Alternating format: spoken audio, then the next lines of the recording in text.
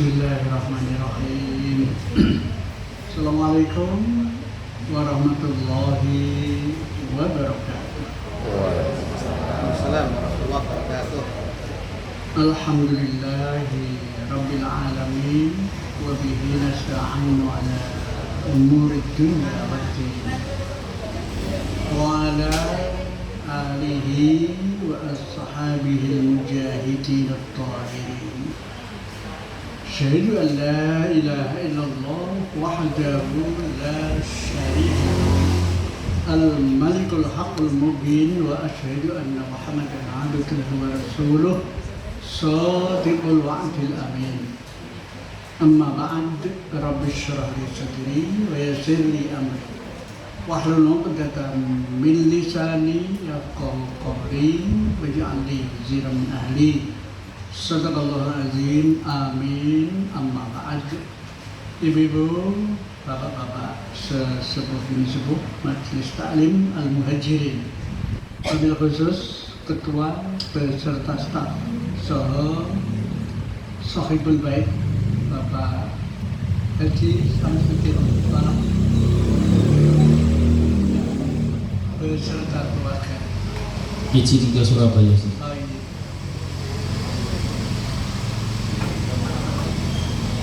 Puji syukur alhamdulillah, di malam hari ini, tepatnya hari Jumat Wage, tanggal 26 Juni 2026 bertepatan dengan tanggal 12 Muharram atau Asyura 1448 Hijriah.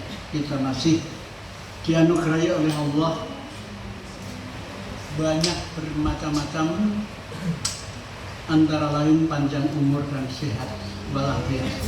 Sami sehat saya, alhamdulillah. Dua anugerah sebagian dari Allah ini yang membuat kita hadir bersama-sama di majelis taklim ini, yang kehadiran kita hukumnya wajib. Bahasa hadisnya, menuntut ilmu itu wajib. Thalabul ilmi fardhatun ala kulli muslimin wa muslimah. Menuntut ilmu itu wajib bagi muslim, baik laki-laki maupun wanita.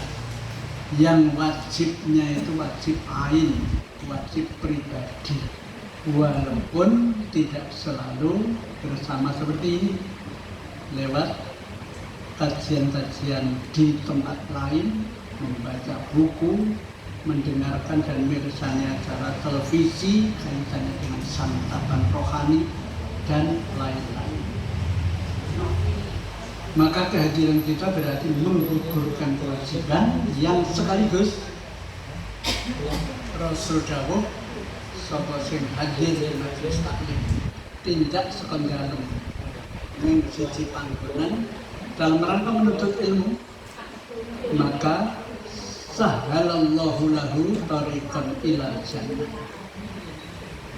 Man salaka tariqan yaltamisu fihi ilman sahalallahu lahu tariqan ilal jannah.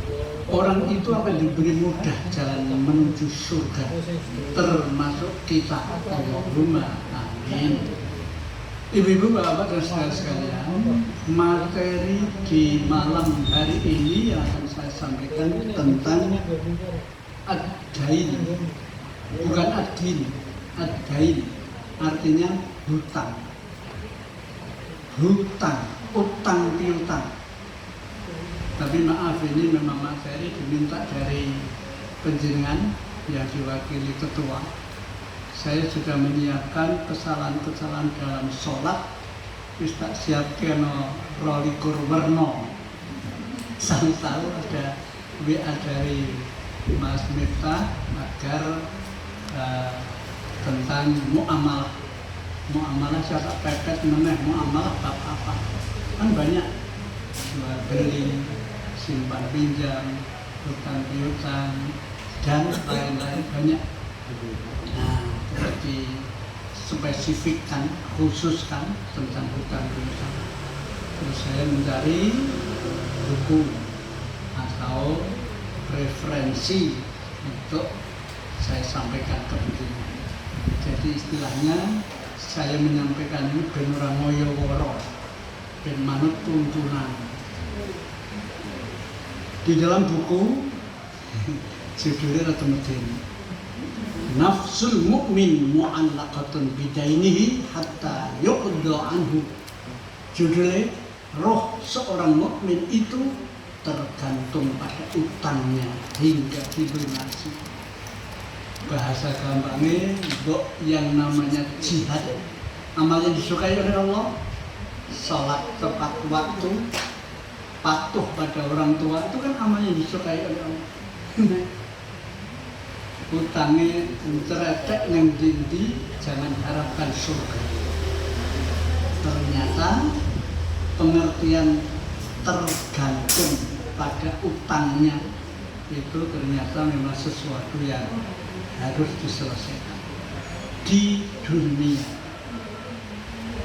Dalam buku yang saya beri judul itu, yang diberi judul itu karangan M. Yazid Zawas, itu keterangannya cukup banyak, hadis-hadisnya banyak, hingga saya pertil-pertil biar orang Mayoboro karena waktu, walaupun bisa berseri, tapi kali ini saya ambil yang penting-penting. Ad-dain, nek ad-din beda.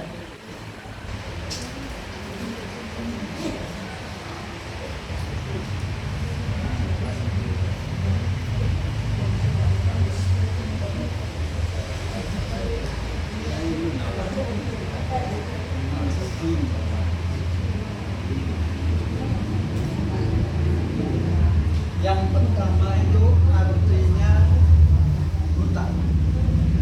Yang bawah din, agama. Innad dina indallahil Islam. Sesungguhnya agama yang benar di sisi Allah adalah Islam. Din artinya agama. Dain, hutang. Dain.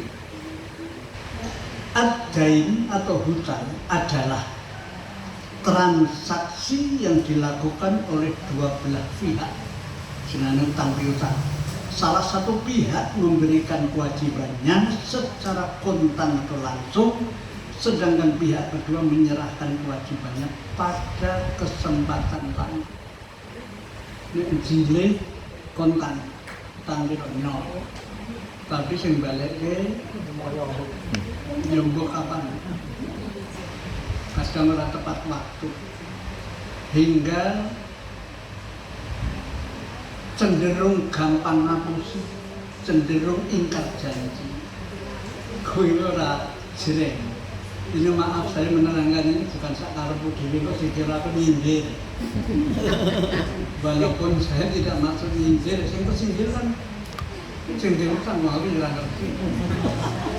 Nah, aku dhewe diutang. Artinya ini memang permintaan, hingga dalam kehidupan sehari-hari mesti hati-hati. Kaitannya hutang yang judulnya tadi, roh seorang mukmin, ya termasuk roh kita, tergantung pada utang hingga dilunasi. Dan orang dilunasi ngeri. Mulanya anak jenazah diberangkat ke kae, karena kata-kata dari keluarga, mbok menawi almarhum utawi almarhumah disebut si A. Nalika tasih sugih sing pertama biasanya kesalahan. Wonten kesalahan dan panjenengan kersa panjenengan paring pangapura. Nek kuwi akeh sing nggih soal kesalahan. Tapi begitu anak kata-kata mbok bilih almarhum kagungan utang, ampilan, janji, nazar, itu kabeh tanggungan. Panjenengan kersa ngalalaken utawi lunasaken. Kuwi nek orang ngutang ke itu jawab nggih. Tapi nek sing ngutang ki lah kok nyimut mesti. Masih meninggal ki diutang pirang-pirang.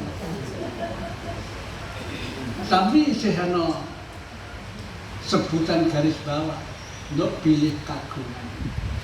marhum menika utang janji termasuk nazar dateng panjenengan mangke menawi jenazah sanesipun mata-matan sanesipun petak panjenengan sedaya kersa ngrembak utawi ngeramongaken dhateng keluarga. Ini menunjukkan bahwa ketergantungan itu ibaratnya cara wong tindak urung sukses. Bisa ganjilan. Jangankan soal meninggal dunia kaitannya hutang. Kesalahan khilaf keliru orang yang mau menunaikan haji itu ganjil kalau belum minta maaf satu dengan yang lain. Maka ada sebutan hakul adam, kesalahan anak adam satu dengan yang lain belum bisa diampuni oleh Allah sebelum ada transaksi maaf memaafkan. Nah, mau ibadah haji dan umrah hubungannya kepada Allah.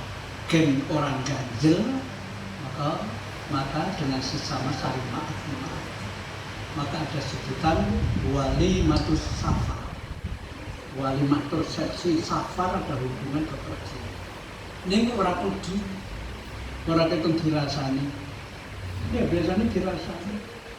Haji rep umroh, kamu bukan tempat tertaruh, khawatir boleh jani dengan yang salah. Komentari macam-macam. Padahal tidak harus. Ya mung kabeh iki gunake lumrah. Kalau ora lumrah mesti dirasani. Ora itu ya dirasani ana hitungan dhewe. Dengan dosa mesti. Baik, itu tadi hutang itu transaksi yang dilakukan oleh satu pihak ke pihak lain. Berikutnya macam-macam pinjaman. Macam-macam pinjaman yang baik. Satu dilihat dari definisi di atas, maka pinjaman yang baik dapat dibagi menjadi dua. Pinjaman seorang hamba untuk rohnya Tuhan Allah, dan pinjaman yang kedua seorang muslim untuk saudara. Jadi sebutan kepada Allah itu juga disebut pinjam. Kepada sesama juga pinjam atau hutang. Pinjaman seorang hamba kepada Tuhannya yaitu ada hubungan dengan infak untuk jihad, infak untuk anak-anak yatim. Mungkin malah kebetulan bulan Muharram ini sebagian menyebut bulan anak yatim. Kalau orang yang menyantuni anak yatim berarti hutang, menghutangi Allah, menghutangi Allah. Jadi kalau kita perhatikan sekilas ya Allah kok dihutangi. Padahal sebutan utang itu sebetulnya mengembalikannya ditunda. Orang yang berhutang juga sama. Lain balik ke orang seketika, mungkin dicicil atau mungkin kapan atau mungkin ingkar janji. Ini kalau sesama. Tapi kalau Allah pasti. Innallaha la yukhliful mi'ad. Sebetulnya Allah tidak ingkar janji. Termasuk kaitan sebutan meminjamkan atau meminjami Allah. Kaitannya dengan jihad. Infak untuk jihad, infak untuk anak yatim, para janda, orang-orang lemah, dan orang-orang miskin. Jenis ini telah disebutkan di dalam Al-Quran dengan kata Al-Qard. Qardun itu pinjaman, ad-dain hutang. Bukan kirdun. Kalau kirdun beda itu. Qardun itu pinjaman, kirdun ketek, mana jenenge kurdi. Model ketek. Allah berfirman, "Man dzalladzi yuqridullaha qardan hasanan fayudha'ifahu lahu wa lahu ajrun karim." Al-Hadid ayat 11. Artinya, barang siapa yang meminjamkan kepada Allah pinjaman yang baik, maka Allah akan mengembalikan berlipat ganda dan baginya pahala yang mulia. Sampai digambarkan meminjami Allah itu ibarat seperti bantu jihad, memberikan bantuan fakir, miskin, yatim piatu dan seterusnya. maka Allah akan melipat gandakan dari 10 ke 700. Kita tanggung-tanggung sampai digambarkan pada ayat lain, masalul ladzina yunfiquna amwalahum fi sabilillah, perumpamaan orang-orang yang menginfakkan hartanya di jalan Allah bagaikan menanam sebutir biji tanam tumbuh 7. Allah melipat gandakan masing-masing 100 menjadi 700. Wallahu yudha'ifu liman yasha wallahu wasi'un alim. Begitulah Allah melipat gandakan. Allah Maha luas dan Maha mengetahui. Saya memasuki kota amal 1.000 rupiah, pasti Allah akan mengganti menjadi 700.000 di akhirat kelak.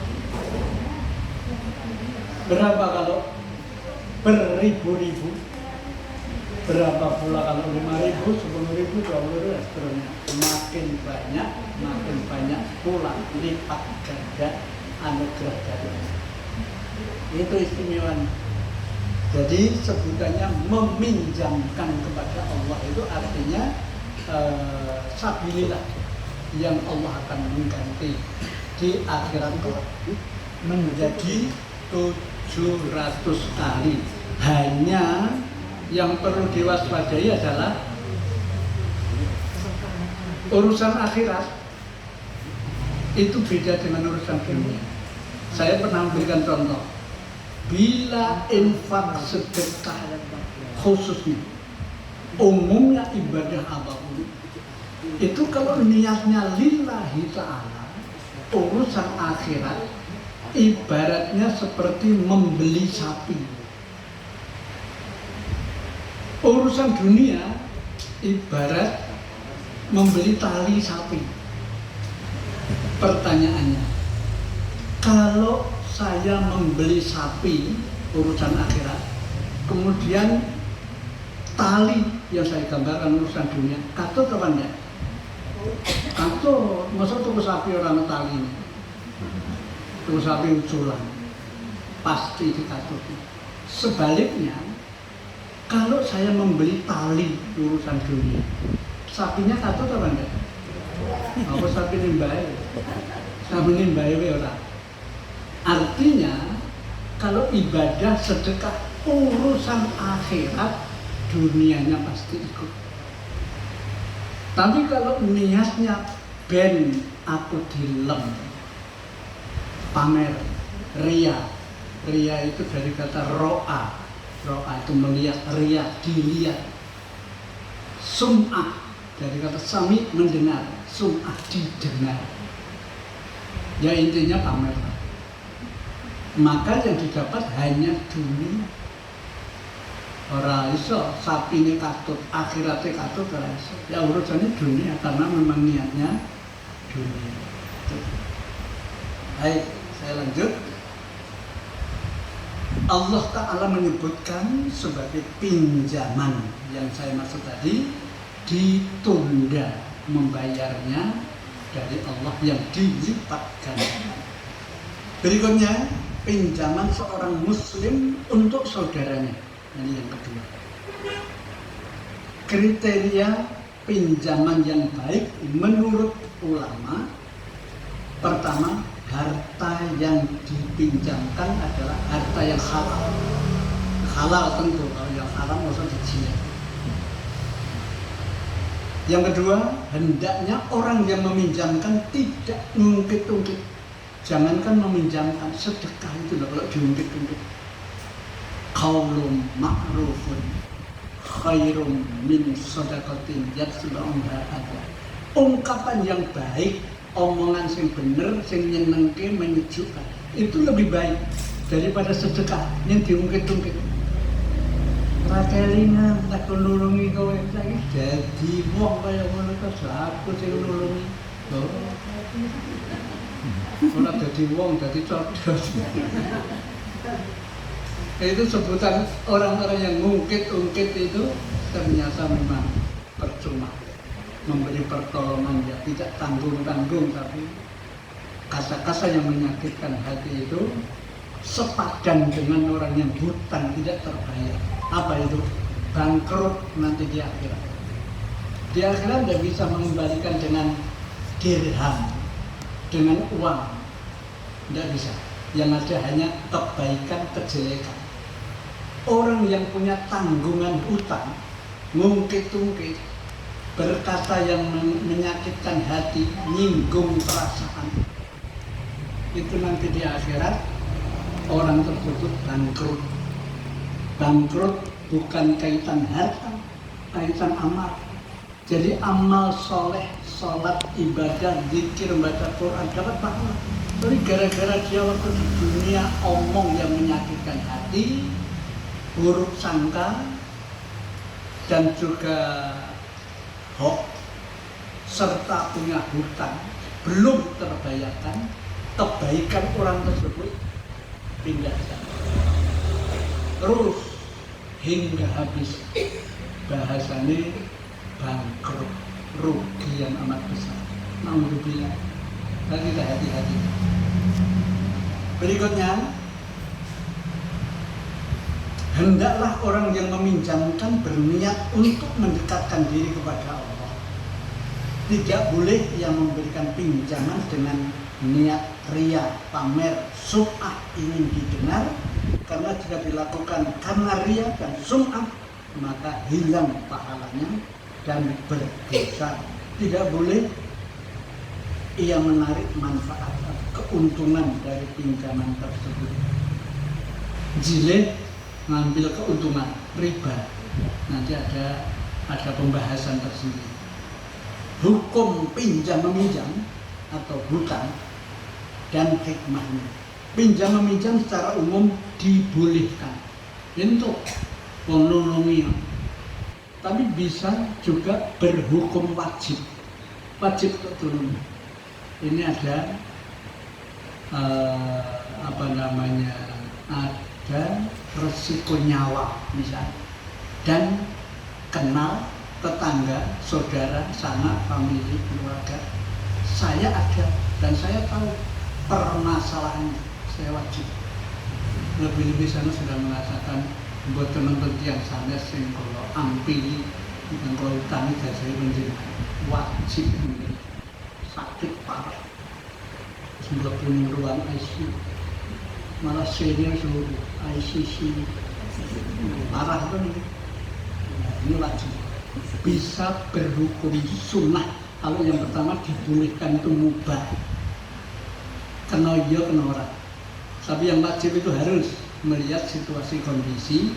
Yang sunnah nek sak tulungi jangan seneng tertutup. Tapi nek ora duwe sedulur dia.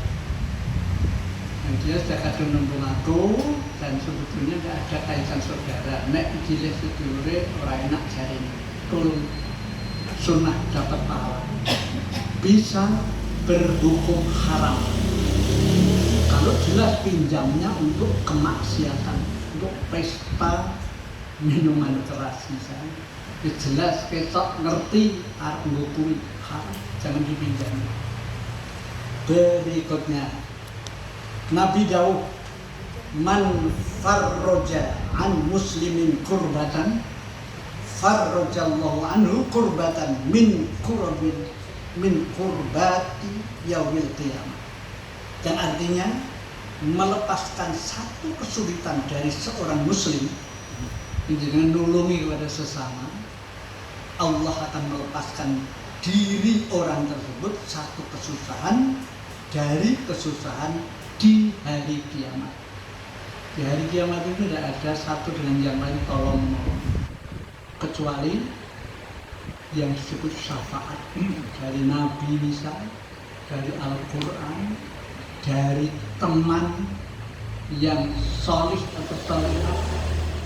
Bertemanlah banyak-banyak orang yang solih-solih. Besok di akhirat akan menjadi orang yang memberi pertolongan. Sekaligus orang yang suka membantu atau suka menghilangkan kesusahan orang lain, Allah akan menghilangkan kesusahan orang yang membantu atau orang yang menghilangkan kesusahan orang lain. Berikutnya, peringatan keras tentang perkara hutang. Kalau yang di awal tadi, saya ulang lagi, roh seorang mukmin itu tergantung kepada utangnya hingga dibayarkan hutangnya orang tersebut. Yaitu jiwanya ketika di dalam kubur tergantung pada utang atas dirinya, seakan-akan merasa sakit karena menunda penyelesaian utangnya. Dia tidak merasa gembira dan tidak lapang dada dengan kenikmatan surga bersama orang-orang solih untuknya, karena dirinya masih mempunyai kewajiban membayar hutang. Oleh karena itu kita katakan wajib atas para ahli waris untuk segera dan mempercepat penyelesaian hutang piutang si mayat atau almarhum atau almarhum. Nah, sing repot nek almarhum punya hutang dirahasiakan, itu yang repot. Satu. Yang kedua, hutang piutangnya bagi yang hutang, kalau yang dihutangi meninggal dunia, lemoni alhamdulillah. Aku rasa bayar, langsung tak utangi mati. Padahal gampang. Resikonya roh tergantung. Nah ini hubungannya bukan manusia dengan manusia. Kalau yang satu meninggal, ya urusannya pada yang Maha Kuasa. Allah tidak tidur, Allah tidak lupa, dan pasti tahu masalahnya. Ini terjadi banyak, termasuk ada punya tetangga senengane mengutang-utangke, membantu bermoron mengutang dia. Singkat ceritanya yang menghutangi meninggal. Ya sudah, kaya-kaya wis lunas. Leha-leha. Mereka yang seperti itu tanggungannya di akhirat kelak ngeri. Ngeri itu sudah sesuatu yang tidak mengenakan. Selanjutnya, sebutan hadis tadi menganjurkan untuk melunasi hutang kita sebelum meninggal dunia. Ini pasti. Ada seorang yang bertanya kepada Rasul Sallallahu Alaihi Wasallam, mengapa engkau seringkali berlindung kepada Allah dari hutang? Beliau menjawab, Innar rajula idza gharima hadatha faqadzaba wa wa'ada fa akhlafa. Sesungguhnya apabila seseorang terlilit hutang, maka bila berbicara akan dusta. Sesuk ya, Senin. Begitu hari Senin, Senin kan sesuk ono. Nanti kapan? Padha karo warung tulisannya sekarang bayar, besok gratis. Dua besok laris, harus beli gratisan. Ternyata tulisan itu berlaku sekarang juga. Sekarang bayar, besok gratis. Lah besok kan pirang-pirang. Rumah saya besok dia setelah sekarang besok. Nah, akhirnya udah teko. Tapi kalau itu warung merawani tenanan, ini bukan cerita lucu. Nek tenanan itu kerutuki waktu mana. Maka kaitannya seperti itu. So ya, Senin membayar utang. Begitu Senin di rumah. Ini dilakukan muni Senin sesuk kan isih ora. Mau ini hukum. Terlilit hutang, maka bila berbicara dusta, bila berjanji ia akan mengingat. Sesungguhnya repot, malah luwe-luwe wong diutang ki nek awan izin sing diisin duwe. Bengi ra iso tuwa. Rata-rata menunggu. Rata-rata. Artinya ana sing ranjai izin berarti sering mangan bom, rai gede. Ya kan, mau kan harus kayak mana? Jarak. Berikutnya, wahai Rasulullah, bagaimana menurut engkau jika aku gugur di jalan Allah? Apakah dosa-dosaku akan terhapus? Rasulullah menjawab, ya terhapus, kecuali hutang. Karena begitulah malaikat Jibril menyampaikan kepadaku tadi. Jadi malaikat Jibril menyampaikan tentu utusan Allah. Walau perang itu karena meninggal dunia hingga sebutannya syahid, masuk surga mestinya, kecuali dia punya hutang. Kalau punya hutang dia harus kembali suatu batal.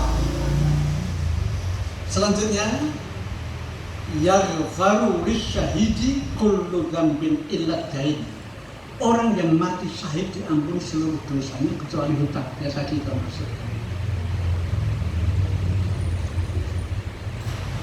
Sabda Nabi, man faraqar ruh al jasada wa huwa bari'un min salas. Apabila roh telah berpisah dari jasad, meninggal dunia,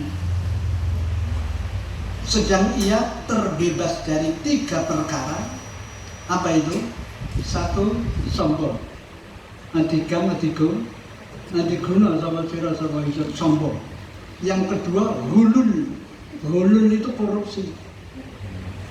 Dan yang ketiga, hutang.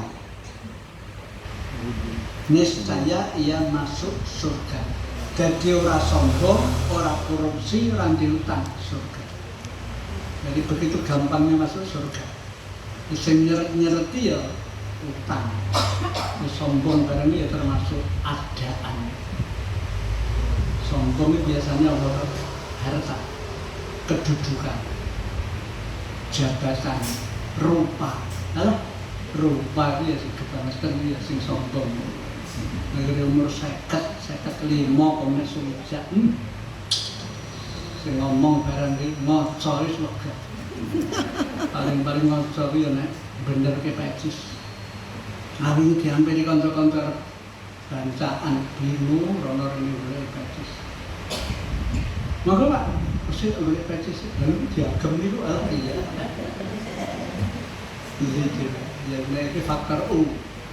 Tapi ini kaitannya sombong rupa, apalagi putri, maaf, siasa 55 sujak. Kulit kiwis hujan kerut nuku wirune wedaan itu kerut. Nah, saya bisa mengatakan harus delok istri jajan kayak menorellah ya Allah. Saya wis umur ngono kaya jajan ora bareng. Bandingane sak jam karo 5 menit terang antara ibune kali kula. Kula dikomentari ayo wis silakan pengajian. Wis sik jajan sudah enteni. Aku malah kelikaran. Itu santai, adus itu. Tapi begitu mulai rapat nganggo apa jenengane pakaian wis lumrah arep mangkat kae. Pun adus rasa andukan. Langsung nganggo celana bareng kuwi klambi kalau mlaku lek pecisan jadi wis ora 5 menit. Tapi bedane ngono. Tapi kalau kaitan kesombongan ternyata juga ndak awet. Bukan sombong lagi rupa, kekuatan ya Allah. Mulanya bunyi pameo, rambut bertabur, mata tabur, gigi gugur, kulit kendur, badan uzur. Gigi gugur ini mampuni nek mangan bubur. Saben dino, saben hari ditunggu oleh lubang. Kalau pakai wangi banter itu. Jadi kalau ada ungkapan itu sebetulnya faktor U, tapi tidak perlu kita takut. Kita semua ini mudah, hanya terjebak dengan jumlah waktu saja. Hidupnya bodoh. Tapi tidak perlu kita tua terus elek memblokro. Ya kita mesti harus semangat.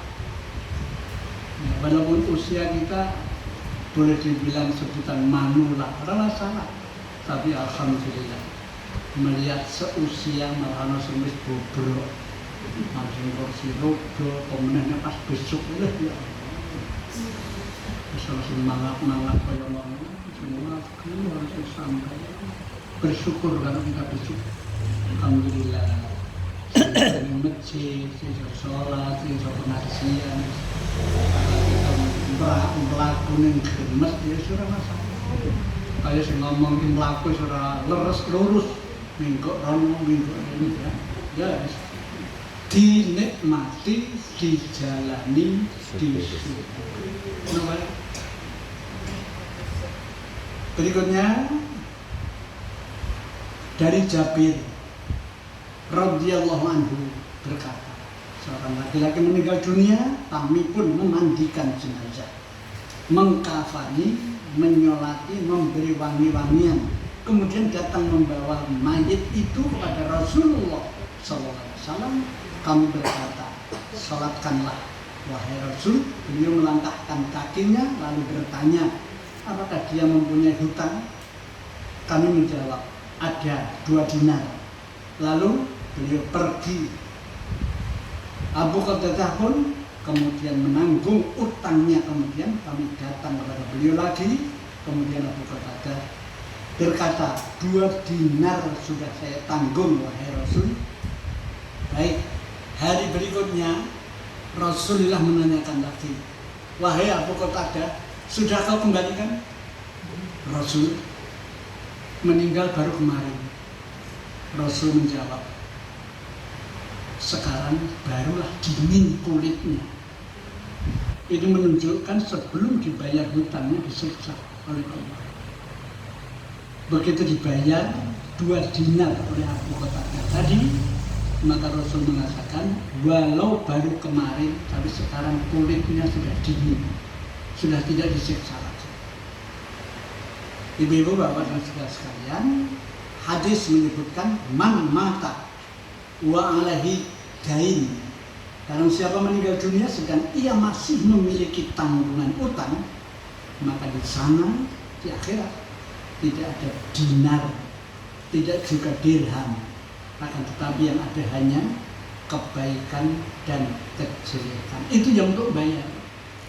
Gak bisa bayar hutang pakai uang, tidak ada uang, tidak ada dinar, tidak ada dirham. Berikutnya, hadis-hadis tersebut menunjukkan beberapa faedah sebagai berikut. Sing rada paket saya urutkan. 1, faedahnya peringatan keras tentang perkara utang. Utang adalah kegalauan pada malam hari, kehinaan pada siang hari, dan penghalang masuk surga. Nek ketemu harus diutangi, mingkar-mingkar apa-apa. Tapi ya kembali sing orang duwe isin.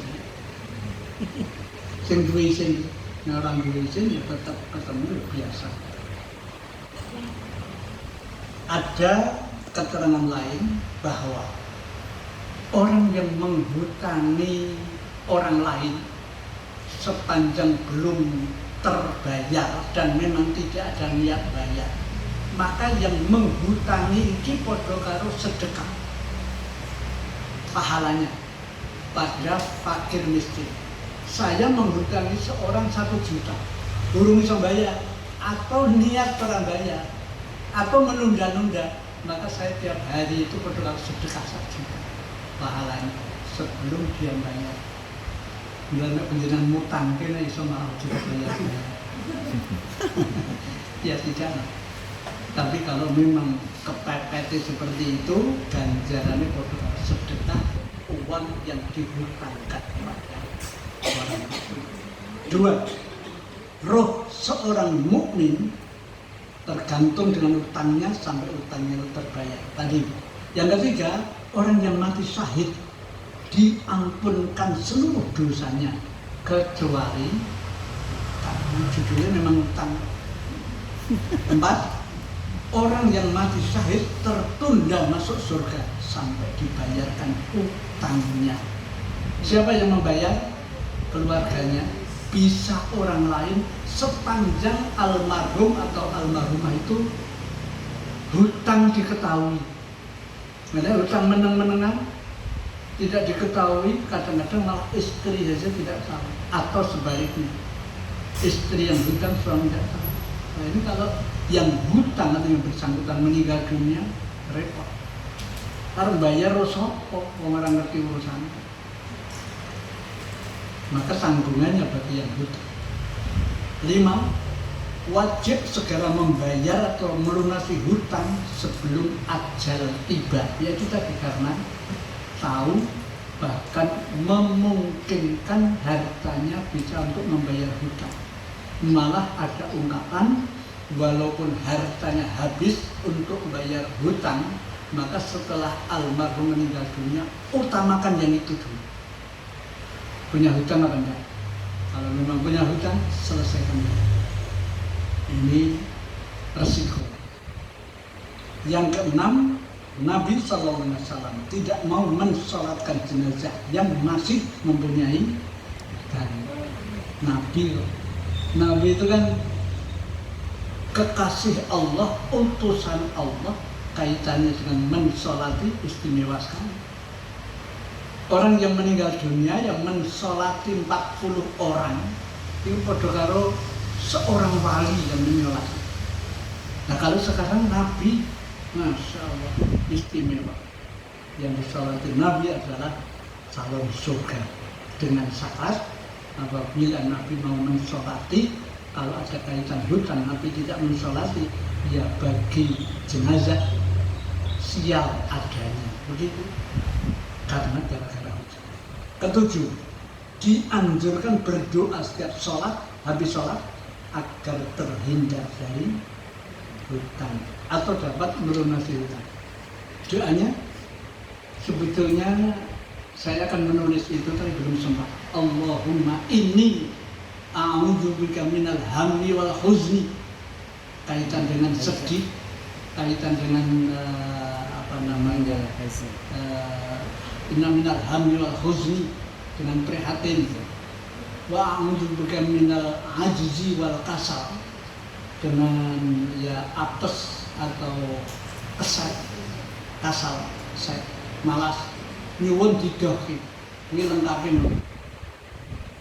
Nah, jenenge kaslan itu kesal. Kaslan. Maaf ya sendiri kaslan. Maaf. Kaslan. Allahumma inni a'udzubika minal ajzi wal kasal wal jubni wal bukhl wa a'udzubika. Dijauh, mohon dijauhkan dari sombong dan bakhil. Wa a'udzubika lagi yang ketiga, min ghalabati dain wa qahrir rijal. Ya Allah, nyuwun panjenengan tebihaken dari terlilit hutang. Insya Allah kalau doa itu diamalkan, kita tidak punya hutang. Insya Allah. Allahumma inni a'udzubika min ghalabati dain, terlilit hutang, mohon dijauhkan, dan jahatnya manusia, tidak menjahati kita.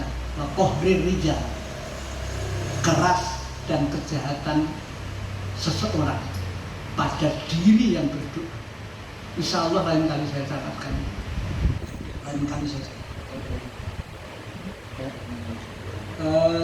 Ibu-ibu bapak-bapak, saya pernah menyampaikan yang kaitannya dengan hutang. Ya, kisah ini kadang-kadang saya tidak masuk akal, tapi bisa terjadi.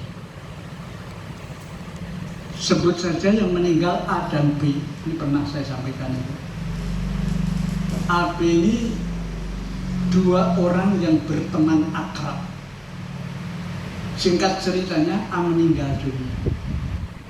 Ya tentu diawali sakit atau tidak, pokoknya sebutannya meninggal dunia. Si B ini stres,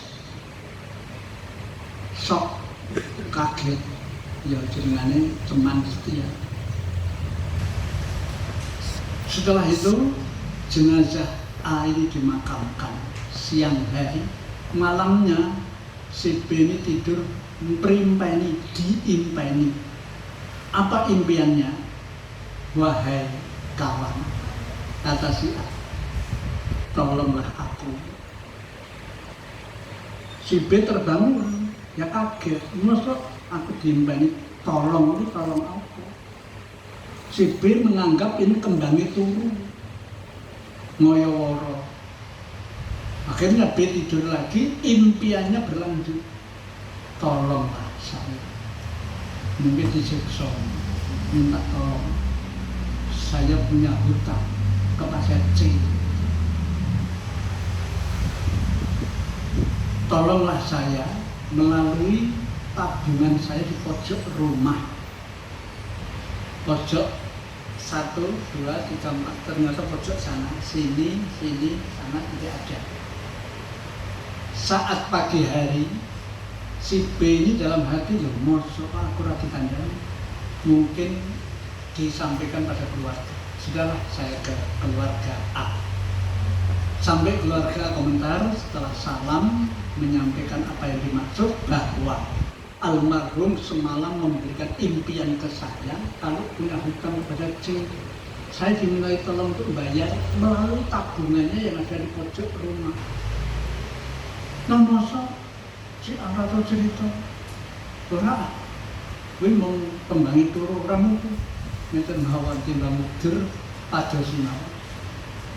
Ungkapan B, kemudian keluarga menyetujui, sini tidak ada, sana tidak ada, pojokan itu kan Pak. Ternyata pojokan yang terakhir yang dicari ada semacam keramik dibolong kayak bolongan celengan masuk. Ternyata betul, kemudian dibuka, bongkar, setelah itu dikeluarkan, dihitung uangnya. Nah dihitung masukkan kertas plastik, jumlahnya sudah jelas. Bersama-sama B dan keluarga ke tempat C.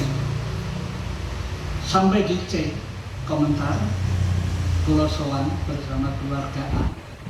Menika siji silaturahmi ping kalih badhe ngrampungaken tanggunganipun A.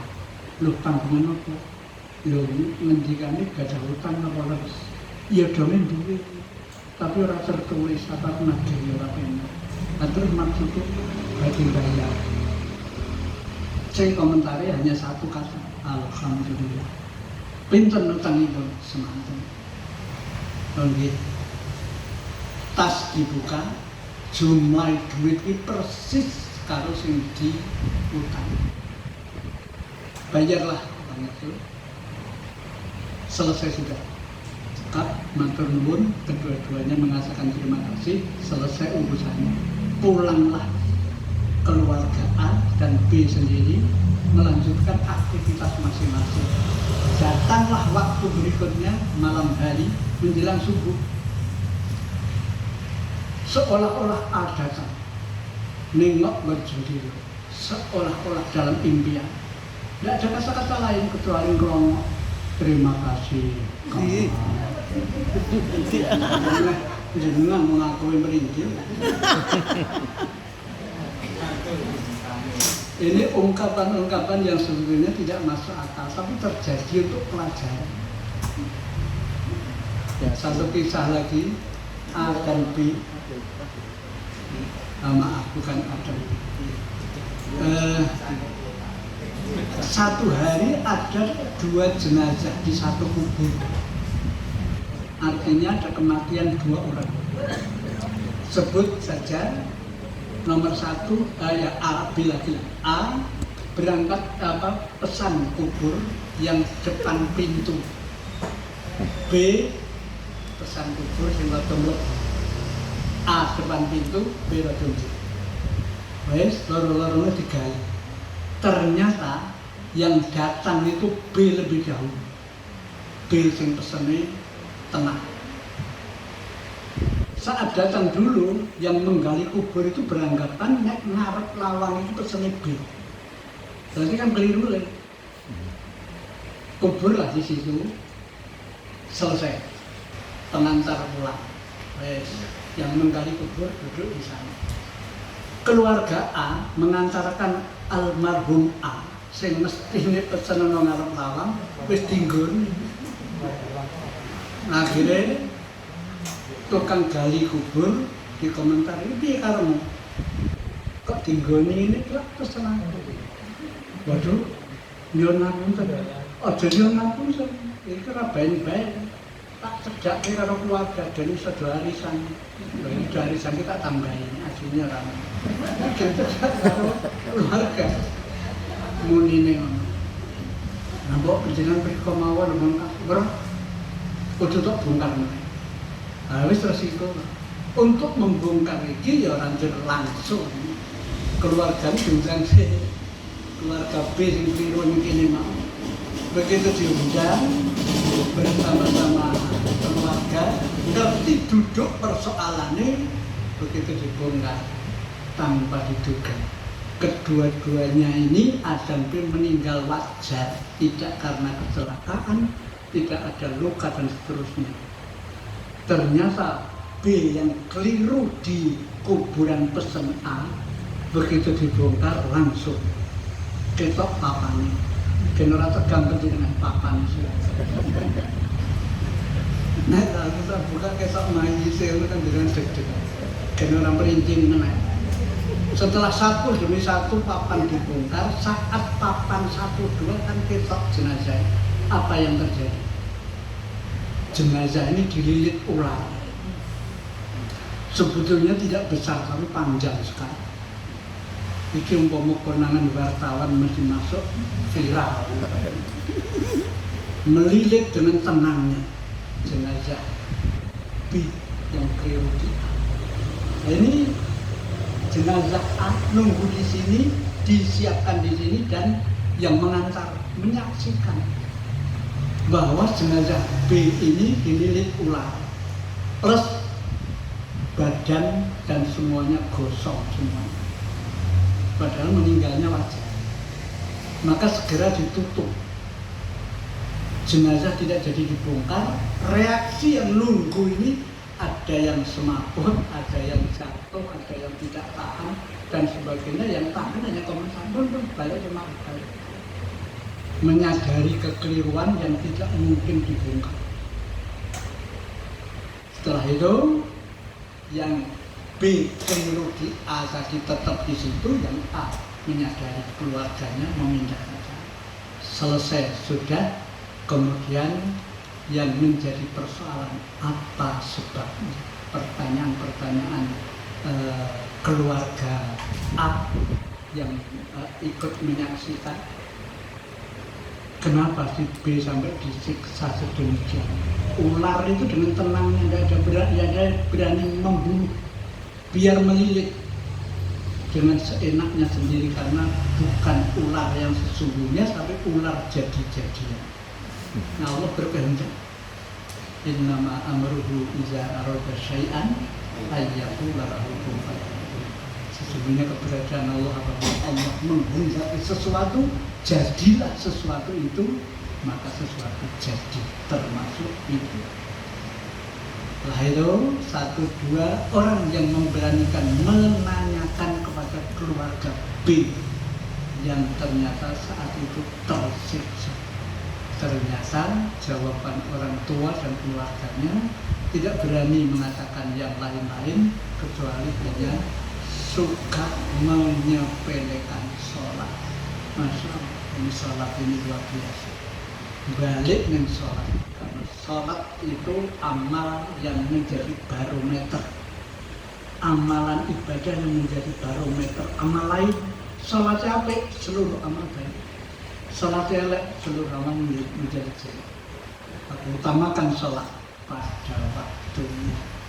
Orang masih ada 2-3 boleh melunasi utang yang sudah orang yang sudah mati oleh selain anak dan keluarga. Pemane penjenengan pirsa tersangka bila utang bantu, wah pahalanya lagi. Berikutnya, hak-hak hamba wajib dilunasi atau minta dimaafkan sebelum meninggal dunia. Artinya apa? Hak-hak hamba wajib dilunasi atau minta dimaafkan sebelum meninggal dunia. Maaf memaafkan, melunasi hutang itu berlaku saat hidup. Kalau sudah mati, Bapak Ibu almarhum menarik gadai lepas menyertai pangapura, itu tidak berlaku. Menurut hukum, tidak siji mati, sendiriannya dauri. Yang berlaku adalah transaksi hidup dengan hidup. Maka maafkan itu budayakan. Orang kudu ngenteni halal bihalal. Ya biasanya kan halal bihalal. Iya nek umure tekan. Nek orang dibawa mati. Maka kaitan uang atau utang termasuk juga kesalahan selesaikan sebelum ini.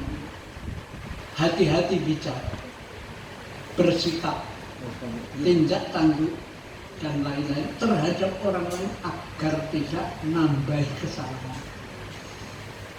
Utang yang belum dilunasi akan dituntut sampai hari kiamat, kecuali jika orang yang meminjamkan membebaskan atau mengikhlaskan. Nah itu tadi utangnya akah ya nyimut men. Nah kuwi sing ngeri. Ancaman kepada orang zalim, maaf berikutnya, pada hari kiamat tidak ada lagi uang. Maka pahala kebaikan yang dipakai untuk membayar utang atau kezaliman, yaitu tentang amal atau ibadah, itu untuk bayar. Jadi saya ibadah tekun, belum terbayar hutang saya, plus saya suka menyakiti hati orang, maka pahala yang saya lakukan dalam ibadah belum bayar. Ayo pada bangkrut entek-entekan, padahal yang dibanggakan kan amal. Orang tahu durasi waktu habis, insya Allah dilanjut lain kali. Bukunya rada kandel, maka saya fotokopi, saya cuplii ben ora ngoyo. Di sini anak terangke sorong jam 3 jam. Umpama habis, saya ambil yang inti-inti saja. Kaitan hutang ini jangan main-main. Seorang mukmin itu tergantung pada utang hingga dilunasi. Apa itu utang? Ya itu namanya hidup, tapi terbuka. Ning sing seneng utang, hobi kadang-kadang ora butuh bareng utang. Malah juru komentar, hidup tanpa utang bagaikan langit tanpa bintang. Tapi keterlaluan. Nah itu malah jangan sampai bila tidak kepepet. Maka kan kirang langkung nyuwun pangapunten. Kemudian kita bisa bertemu di kali lain tentang hutang masih panjang keterangannya termasuk riba. Wah, itu ngeri. Sekali lagi mohon maaf, terima kasih atas perhatiannya. Sampai jumpa. Akhirul kalam billahi taufiq wal hidayah. Assalamualaikum warahmatullahi wabarakatuh. Waalaikumsalam warahmatullahi wabarakatuh.